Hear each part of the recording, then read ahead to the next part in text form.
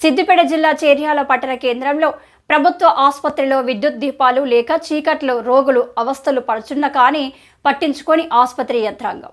వివరాల్లోకి వెళ్తే ఆసుపత్రి ఎంట్రన్స్ లో విద్యుత్ దీపాలు వెలగక రోగులు నానా ఇబ్బందులు పడుతున్నారు. ఈ విషయమై హాస్పిటల్ యాజమాన్యానికి చెప్పినా పట్టించుకోవట్లేదని రోగులు వారి బంధువులు ఆవేదన వ్యక్తం చేస్తున్నారు. ఇప్పటికైనా ఆసుపత్రిలో లైట్లు వేయించాలని ప్రజలు కోరుకుంటున్నారు. రాత్రిపూట పేషెంట్ల కోసం వచ్చిన బంధువులకు చీకట్లో పడుకోవడం వలన ఏదైనా విష పురుగులు కుట్టే ప్రమాదం ఉంది. అందువలన లైట్లు వేయించాలి.